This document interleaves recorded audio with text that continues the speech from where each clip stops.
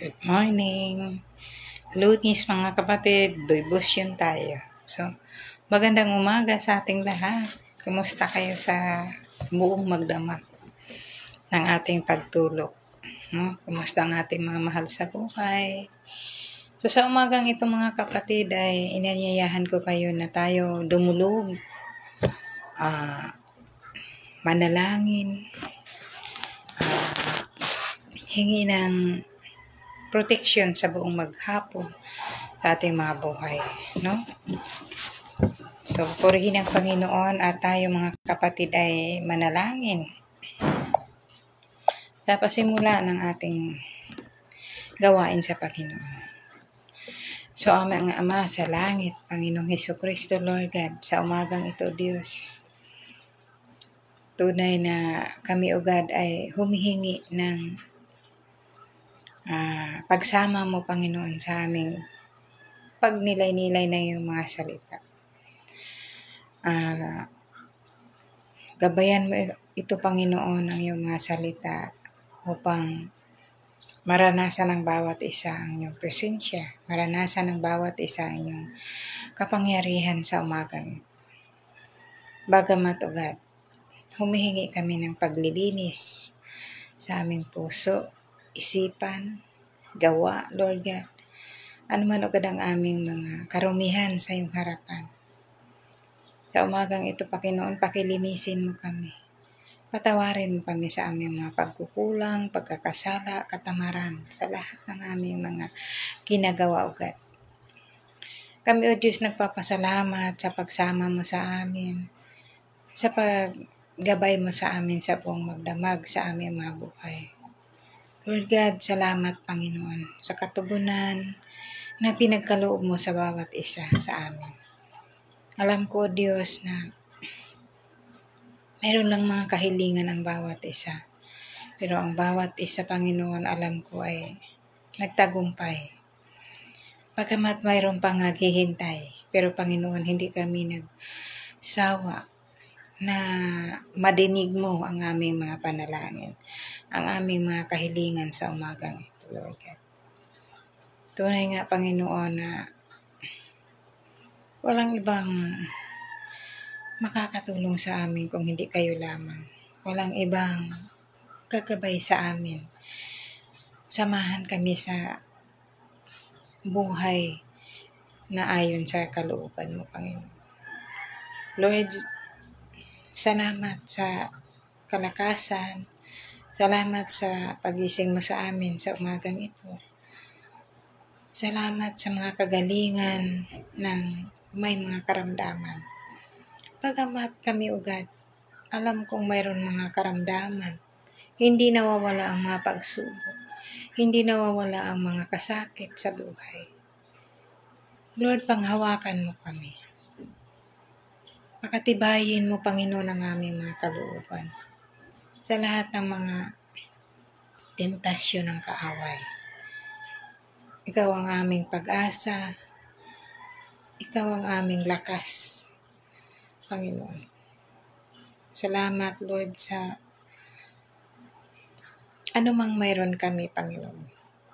Na ito'y galing sa iyo, Lord God. Pinapasalamatan ka namin araw-araw, minuto-minuto, Panginoon, sa iyong kabutihan. Salamat, Lord, dahil hindi mo kami iniwan. Patuloy mo kaming dinidinig sa aming mga pangangailangan. Alam ko, Lord, to the process ang lahat ng mga kahilingan ng bawat isa. Ano man ugad ang kanilang nilalaman ng kanilang aming mga kalooban, Panginoon. Nakasagabal na lumapit sa iyo, Lord. Alisin mo ito, Panginoon. Walain mo ugad ang lasa ng kung ano man nakasagabal sa aming paglapit sa iyo, Panginoon.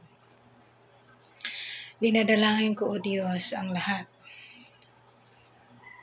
ng pusong nabagabagan, nag-alinlangan sa kanilang buhay, na piliin ka, Panginoon. Iparanas mo, Diyos, sa kanila ang saya, gala, ginhawa, payapa, upang makilala ka, Panginoon. Lord, sa umagang ito, Panginoon, Salamat. Walang hanggang pasasalamat sa ginawa mo sa aming buhay. Tunay na napakabuti mo, God. Kaya Panginoon, sa umagang ito, Lord, tinataas ko lahat ng mga kapatid, brother and sister, na lumapit sa iyo, Panginoon. Bigyan mo ito, Panginoon, ng sigla, galak sa kanilang puso. Nahanapin ka. Bigyan mo ito, Panginoon, ng pananabik. Nahanapin ka, Panginoon. Kaya Lord, sa umagang ito, gamitin mo, Diyos, ang aking mga labi upang marinig, maunawaan, maranasan ng bawat isa ang iyong presensya. Salamat, Panginoon, sa umagang ito, Panginoon, Lord God. Pangunahan mo, Diyos, ang aming mga mahal sa buhay. Mula sa akin hanggang sa aking mga kapatiran, sa aming mga mahal sa buhay, Lord God. Ikaw, O Diyos, ang tanging protection. Ikaw, O Diyos, ang tanging pag-asa namin na samahan kami sa lahat ng lakbayin namin sa mundong ito. Lord God, tinataas ko ang lahat ng mga naghahanap buhay. Ang lahat na nagtatrabaho, nagbibiyahe, Panginoon, sa lansangan, Panginoon. Mula sa aming mga anak, hanggang sa aming asawa, at Panginoon, panghawakan mo, ilayo sa anumang masama. Panginoon, alisin mo agad sa mga taong ito ang kasamaan na gumawa sa kanilang kapwa, sa aming kapwa, Panginoon. Kaya Panginoon, Lord God, sa inyo ko pinapaumbaya, tinataas ang lahat. Ingatan mo po ang kanilang mga manobela mula unahan hanggang likuran, mula karagatan hanggang kalangitan, hanggang himpapawid at hanggang lupa, Lord God, na mga nagbibiyahe. Lord, pangunahan mo agad ang kanilang mga dalang mga sasakyan. Salamat, Panginoon, sa umagang ito. Manatiling ligtas kaming lahat, O God, sa kapangyarihan mo. Sa pangalan ng Panginoong Hesus. Amen. So magandang umaga, mga kapatid. Magandang umaga at tayo, mga kapatid. Diretso na sa mensahe ng Panginoon na marinig natin sa umagang ito. Tunay na napakabuti ng Diyos, no? Na ang ating mensahe, mga kapatid, ay makikita dito sa Mateo 7:7 hanggang 12, mga kapatid, no? Sabi nga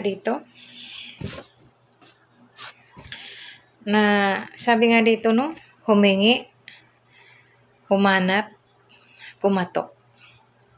So ano ba raw yun, no, mga kapatid? Sabi nga, no?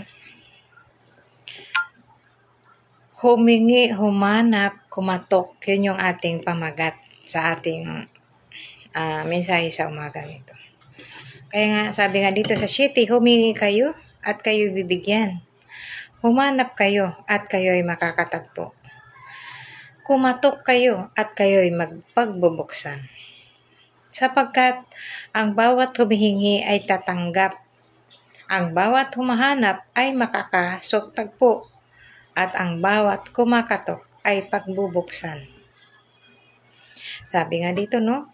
Sa 9, bibigyan ba ninyo ng bato ang inyong anak kapag siya'y humihingi?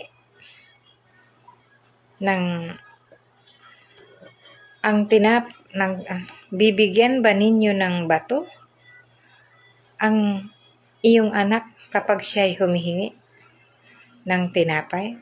So, bibigyan ba ninyo ng bato ng tinapay kapag, sabi niya, bibigyan ba ninyo siya ng ahas kapag siya ay humihingi ng isda? Kung gayoy, masama ay marunong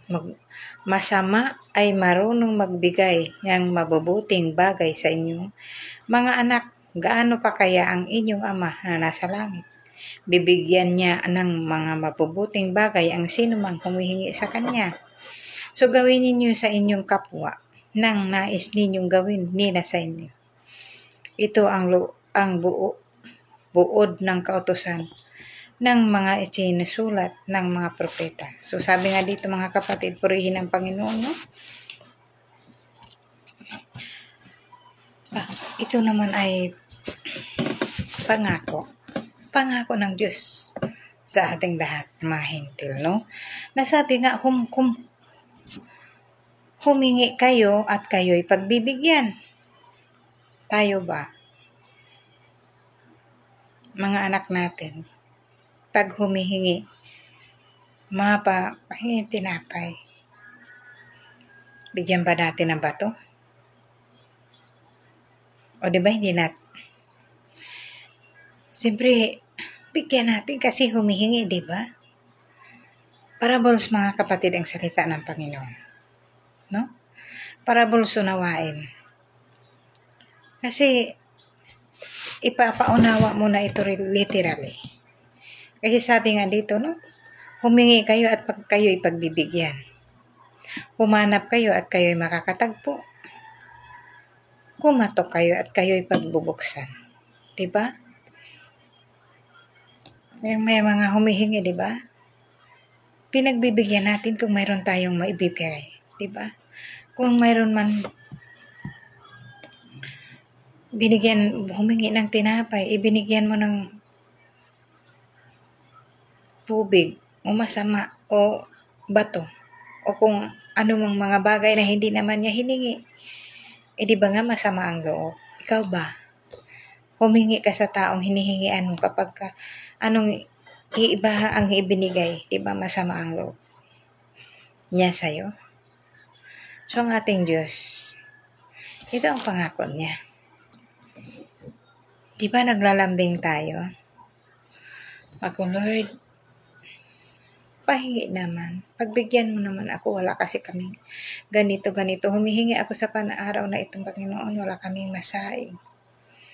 Lord, wala kaming magandang umaga sa bawat isa. Lord, bukas, wala na namang babaunin mga anak ko. Parang kumakatok tayo, diba? Sa Diyos tayo kumalapit. Ito yung pangako ng Panginoon kasi sabi dito sa kanyang mga salita sa Mateo 7, humingi, humanap, at kumatok. So, ibig sabihin mga kapatid, kapag yung anak natin humihingi, diba? Pinibigay natin kung mayroon tayong maibigay. So, ganun din ang ating Diyos. Kaya nga sabi nga dito, humanap, humingi. Nang sa ganun mga kapatid tayo, spiritually, binibigyan tayo ng ating Panginoon, ano man ang ating mga kahilingan. Basta nakita ng Diyos ang iyong kalooban. Na sincere na humihingi sa Kanya. O baka humihingi lang tayo, susubukan ko nga kung totoo yung sinasabi nila. Huwag ganun mga kapatid. Humingi ka kasi naniniwala ka. Kapag ganun ang kaisipan mo, ang Diyos nakikita ka. Diba? Anumang tago, anumang lihim na nasa ating kalooban, kaisipan, alam ng Diyos. Humingi ka ng sincere sa iyong kalooban dahil ikaw ay pagbibigyan, mga kapatid. Bakit nasasabi natin to? Kasi ang Diyos mabuti sa atin. Mabuti sa buhay ko. Marami ng trials, marami ng binago ng Panginoon sa buhay ko. Kaya napapatuto ko yan mga kapatid dahil hindi ko yun kaya. Hindi ko yun kaya kung wala ang Diyos sa aking buhay. No? Kaya lahat yan mga kapatid, mayroon tayong mga pangangailangan. Ang Diyos ang nagtutugon. Sa Diyos tayo lumalapit. Mga kahilingan, Lord, alam ko, mayroong plano ka sa buhay ko. Excited ako, Lord, na makamtan yun. Parang ganun, nakikipag-usap ka na parang magulang o buhay siya na kinakausap mo. Magugulat ka na lang mga kapatid na hiningi ko lang to. Pero pinagkaloob niya. Ganun. Kung nandun yung galak, tuwa na magpasalamat sa Panginoon, di ba? Kasi tinugon ka, narinig ka, mga kapatid. Masaya, masarap sa feeling na anumang mga problema, na dumarating, hindi maiiwasan yan. Payapa ka pa rin kasi alam mo, katuwang mo ang Panginoon. Alam ko, Lord, lahat ng mga pagsubok dumarating, Lord, alam kong alam mo to. Panghawakan mo ako. Pagtibayin mo ako, Panginoon, na makayanan. Nandoon mga kapatid, yung tiwala mo na hindi ka bibiguin ng Diyos, gabayan ka. Kaya, magpasalamat tayo sa Panginoon, sa kabutihan. Di ba? Ang sarap ng mga kapatid, no? Sabi dito mga kapatid sapagkat ang bawat humihingi ay tatanggap, ang bawat humahanap ay makakasumpo, at ang bawat kumakatok ay pagbubuksan. No. Ang bawat kumakatok ay pagbubuksan. So mga kapatid, pangako ng Diyos yan. Mag-alinlangan ka kasi may nagawa kang kasalanan. Bago humingi, bago lumapit sa Panginoon, siya sa atin mong nakapagsisi ka, totoo yung pinubuka ng bibig mo, kapatid. Totoong nagsisi tayo o totoong gaganapin natin. Dahil sinabi mo lang pero wala sa kalooban. Yung para bang sinasabi, para kang hangin o singaw na umaalingaw. Parang ganun. Para kang hangin dumaan. O para kang singaw na bigla lang lumalabas at pagdatay nawawala. Nandito rin yan sa Biblia, mga kapatid, no? Yung mga example ng, kaya kung humingi ka, naniniwala ka na totoong gagawin. Kaya ako lumapit sa iyo, Panginoon, dahil alam ko, makapagbigay, maranasan ko sa iyo ang ginhawa.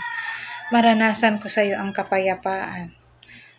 Bagamat ako, mga kapatid, may pagkukulang. Sabihin na natin ganun sa Panginoon. Aminin muna natin lahat ng ating mga kasalanan.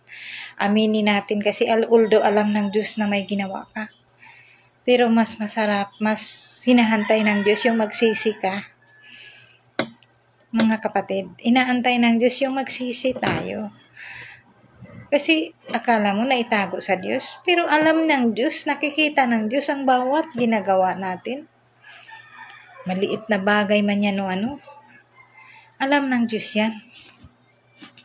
Kaya kung gusto natin na matugunin tayo, huwag natin linlangin ang ating sarili. Ang ating sarili ang nilinlang natin. Bakit? Hindi natin malilinlang ang Panginoon. Kaya, kung gusto natin ng katugunan, gusto natin ng kapayapaan, gusto natin ng ginhawa, isurrender natin sa Panginoon ng buo. Huwag tayong mahiya, mga kapatid. Dahil bago pa man tayo mahiya, nauna na ng Diyos nakita ang ating ginagawa. Ang inaantay na lang ng Panginoon yung magsisi tayo at lumapit tayo sa Kanya at humingi ng tawad. Ang ating Diyos, napakabuti. Paulit-ulit tayong pinapatawad. Para lang tayong naglalambing sa ating magulang. Lambingin natin ang ating mga magulang kasi mayroon akong bibilhin, mayroon akong ganito, mayroon ganito. Sabi. Diba? Pagka may pera tayo, agad tayo nakakabigay. Aking mga anak. Aking mga anak. Alam nila na medyo malaki ang kanilang mga hihingiin. Ganito ang desisyon. Malayo pa lang, binibigay na niya yung buwan kung kailan. Na niya kailangan. Di man niya agad-agad bibigla na gusto-gusto agad niya. Sasabihin niya sa amin, sa ganitong baka pwedeng mabilhan ako ng ganito. Ganito gusto, kasi sira na yung ganyan, di ba? So, ikaw naman magulang, kayong mag-asawa, nag-iisip na. So, kailangan mahit natin yun at ibibigay natin sa ating mga anak. Kasi, hindi naman pasaway. Nasa bahay lang naman. So, pagbibigyan mo. Kaya, ganun din ang ating Diyos, mga kapatid. Kung pasaway ba't yung anak kong yan? Pagbibigyan ko pa ba yan ang kanyang kahilingan? Pero alam din niya, nakikita din niya yung demandang pamumuhay namin kung agad-agad ba maibigay ang kanyang pangangailangan. Mga kapatid. Di ba? Yung masarap sa pakiramdam. So, ganun ang ating Diyos, mga kapatid. Pag humingi tayo, huwag magad-agad mag-speak na agad-agad ibibigay. Nireliteral na natin, di ba? Magulang na tayo. Di ba pagka humihingi yung ating mga anak, kapag kaya maibigay ngayon, maibibigay natin. Pero pagka medyo mabigat, medyo matatagalan. Maaari lang magbigay siya ng buwan. Kailangan yung araw na yun, maibigay mo. Ganon din ang Diyos, mga kapatid. Mayroon din niyang pagsisiyasat sa ating buhay. Sinisiyasat din ng ating buhay kung dapat ba ibigay ang ating hiningi sa Kanya. Ito ba ay magagamit sa kabutihan o ito ba ay magagamit sa kasamaan? Ganon muna ang Diyos, mga kapatid. Ganon muna sa ating buhay, no? So, purihin ang Panginoon. Ganon ako sa aking mga anak. Kung mayroong agad na maibigay ganon-ganon, nakakabigay. Pero alam din nila na malaking halaga yung yung hinihingi. Kaya tinutulungan din nila kami para makapag-ipon doon sa pangangailangan. So, ganon mga kapatid ang ating Diyos na dapat may apply din natin, no? Kaya sabi niya nyo na pagbibigyan ba ninyo ng bato ang inyong anak kapag siya'y humingi ng tinapay? Oh, mga kapatid, halimbawa ng Panginoon. Kapag humingi ba ang ating mga anak ng tinapay, bigyan ba natin ng bato? Siyempre, pag humingi ng tinapay yung ating mga anak, lalo na pag tinapay, ibig sabihin gutom na, di ba? So, siyempre, bigyan mo yan siya ng bagay na hinihingi niya kung hindi man tinapay na maikakain niya. Kasi gutom siya. Gusto niya kumain. No? Walang tinapay. May bili ako dyan ng biskwit, ganyan-ganyan. Diba? So, hindi natin maaring bigyan ng hindi makakain yung hinihingi niya na gusto niyang kumain. Ganon din ang ating Diyos, mga kapatid. Kapag humingi tayo, hindi man tayo mabigyan sa ibang paraan. Mayroon namang kapamaraanan na ibibigay niya kung ano yun. Tayo lang mismong nakakaalam sa ating mga buhay. Na kung anong hiningi natin, inilambing natin sa Diyos, tayo din mismo nakaka-discover yun. Kung ano. No? Kasi ang bawat isa sa atin, mga kapatid, alam kung pinagbibigyan ng Diyos. Nilalambing natin siya, di ba? Ama natin siya eh. Iliteral na lang muna natin, mga kapatid, na mayroon tayong mga anak na humihingi. Masama din ang loob natin pag hindi natin pagbibigyan, di ba? Kung wala tayong kakayahan, parang ang sakit ng kalooban. Ganon din ang ating Diyos. Kaya, huwag tayong mag-alinlangan tayo kasi kasalanan ako eh. Mayroon akong kasalanan sa Panginoon. Di ba? Pero di ba nga, lumapit tayo ng may pag-amin. Lumapit tayo ng may pagsisisi. At may paghihitya-tiyaga, mga kapatid. Dahil hindi agad-agad basta yan ihulog sa'yo nang wala kang ginagawa. Minsan, mga kapatid, maraming paraan ng Panginoon para idaan yung mga hinihingi mo sa Kanya. Diba? Sinasabi ko to kasi alam ko na hindi lang sa akin nangyari yan. Nangyari din sa bawat isa. So, ganun kabuti ang Panginoon. Sabi niya dito, mga kapatid, no? Kung kayong Bibigyan ba ninyo siya ng ahas kapag siya'y humingi ng isda? Nagagawa ba natin yun, mga kapatid? Iisda ang hiningi. Maaari pang bigyan mo siya ng gulay. Kapatid, wala akong ganito sa aking kusina. Ito lang talaga maibibigay ko. At least makakain pa rin. Hindi mo siya bibigyan ng hindi mapakinabangan. At bibigyan mo tuloy siya para mapahamak. Mga kapatid, hindi ganun. Bibigyan ba natin siya ng ahas kapag siya ay humihingi ng isda? Di ba kung wala man yung hinihingi niya na kailangan niya, alam natin sa sarili natin na isda ang kailangan niya. Humingi siya ng isda, ibig sabihin wala siyang ulam. Gumawa tayo ng paraan para may pang-ulam. Kung mayroon man tayong sardinas, gulay o ano man, yun ang ibibigay natin, hindi yung kakagatin tuloy siya.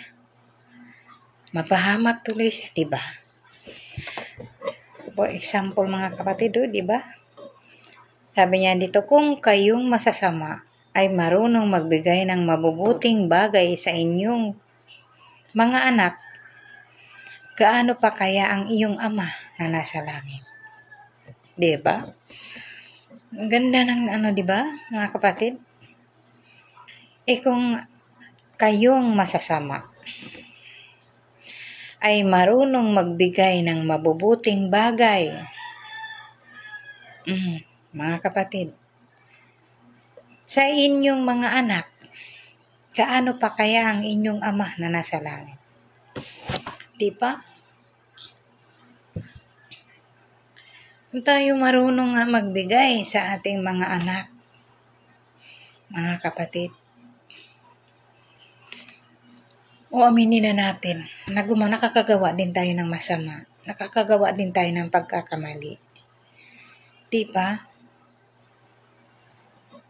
Kung tayo nga nakakapagbigay ng mabubuting mga bagay, makapagbigay ng mabuting bagay o kung ano man mga kahilingan ng bawat isa, ano pa kaya ang iyong ama na sa langit? Dito yung sinasabi sa salita ng Panginoon, di ba? So ito yung mga kapatid na sinasabi, gaano pa kaya ang iyong ama na sa langit? Kung tayo nga, na sa tingin ng tao masama, pero mabuti, diba? Na nangingibabaw pa rin sa atin yung kabutihan sa ating kapwa.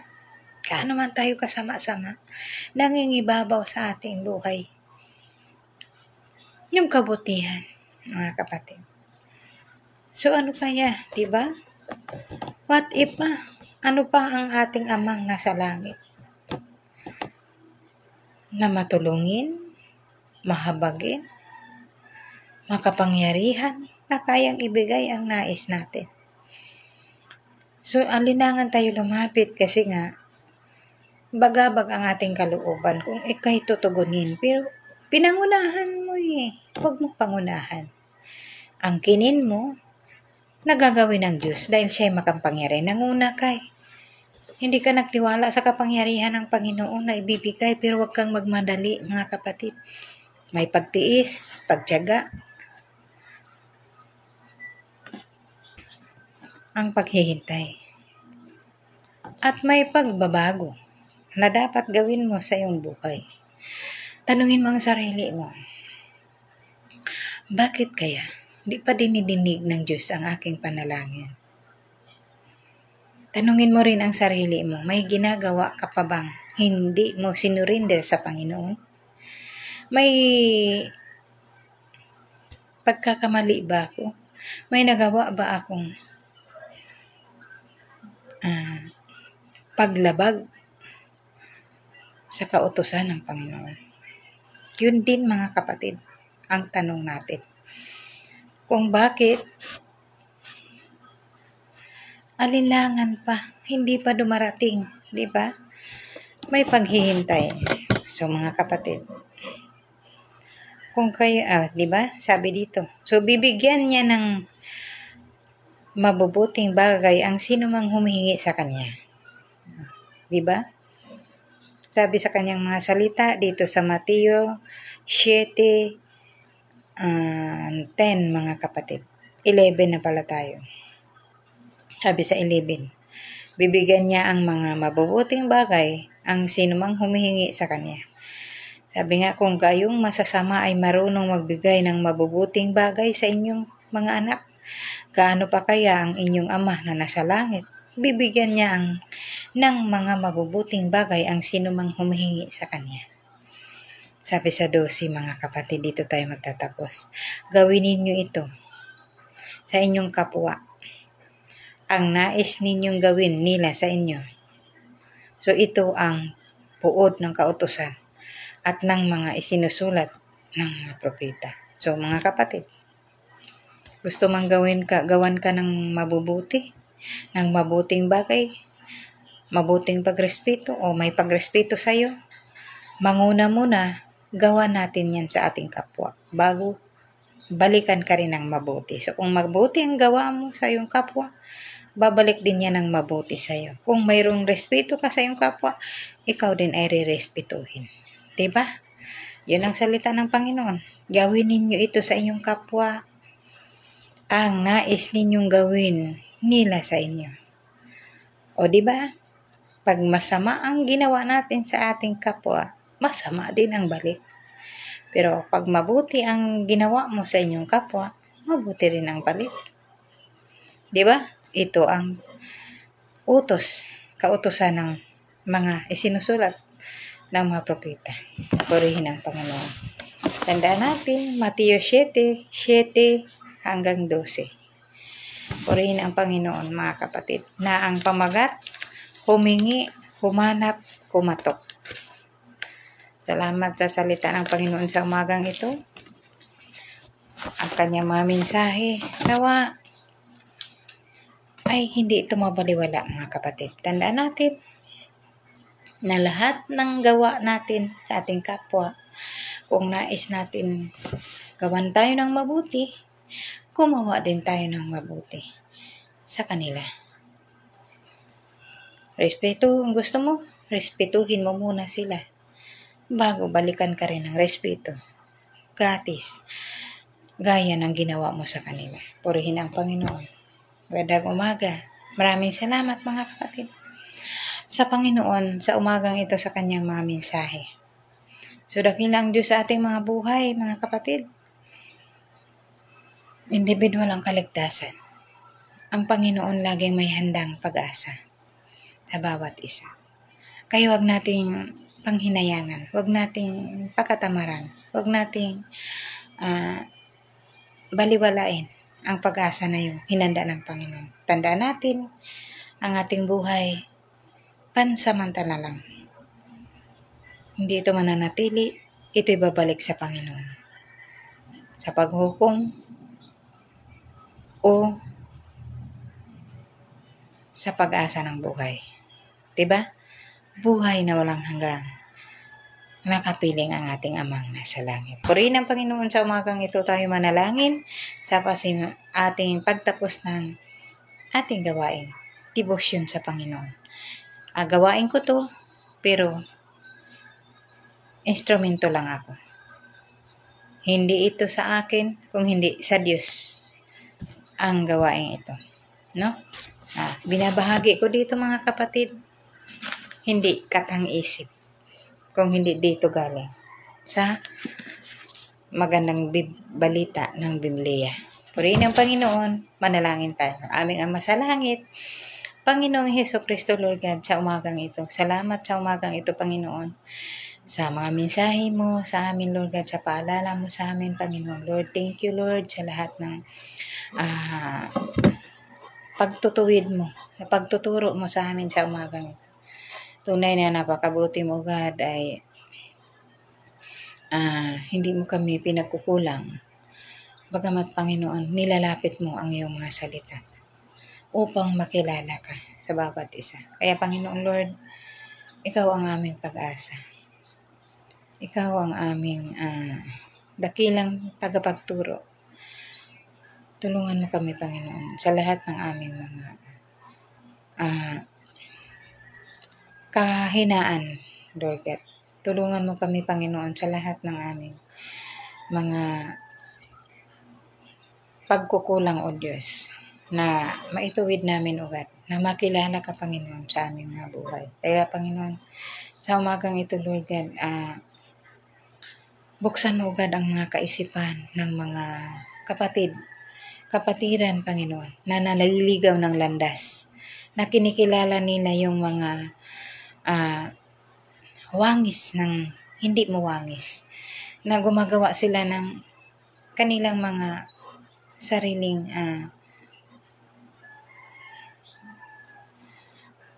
sa kanilang idol-idolan mga Panginoon. Lord God, makilala manawa sila nila, Lord God, ang iyong kapangyarihan. Natunay na ang iyong espiritu ay kaharap namin, katabi namin. Ikaw ang Diyos na makapangyarihan na kailanman ay hindi kami iniiwanan sa aming mga buhay. Hindi kailangan, Lord God, na manampalataya pa kami ng kung ano-anong mga kawangis-wangisan. Kung hindi, nariyan ka sa aming puso. Salamat, Panginoon, sa pagkakilala sa kapangyarihan. Kaya, O Diyos, sa umagang ito, tinataas ko, Lord, ang mga taong ito. Tinataas ko na mabuksan, Panginoon, ang kanilang kaisipan. Mabuksan ang kanilang puso sa kanilang pananampalataya na humanap ng katotohanan. At Panginoon, Lord God, tulungan mo ang bawat isa, O God. Bigyan mo ng sipag na gumawa ng mga gawain mo, kagaya ng pagpahayag ng salita mo, kagaya ng magpagsagawa, Panginoon, ng nais mo. Kaya, Lord, salamat sa umagang ito, God. Ikaw ang aming pag-asa, ikaw ang aming gabay, ikaw ang aming kaliwanagan sa aming buhay. Kaya, Panginoon, panghawakan mo kami, gabayan mo kami mula sa amin hanggang sa aking mga kapatiran, mga mahal sa buhay, sa aming Pangulo, Panginoon.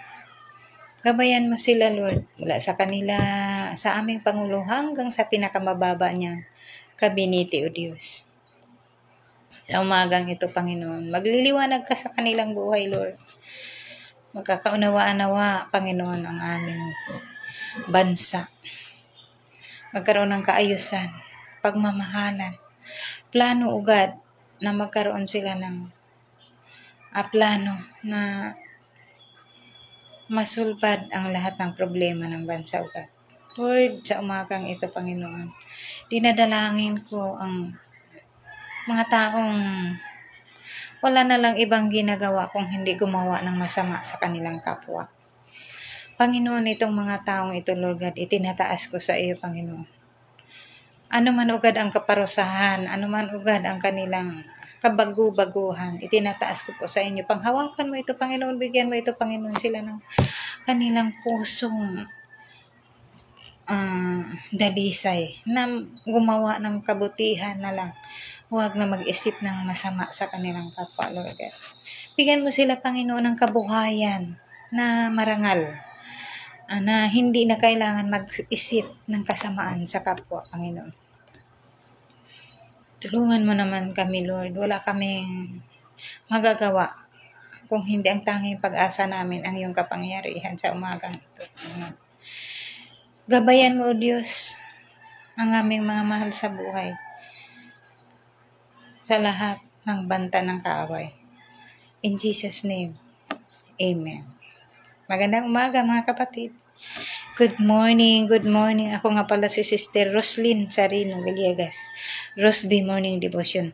Sa aking mga followers, maraming salamat. Sa lahat ng non-followers na danadaanan ng devotion na to, mga kapatid, pagpalain tayo, ingatan ng Panginoon. Ang lahat ng narinig, naunawaan. Sa Diyos natin papurihan.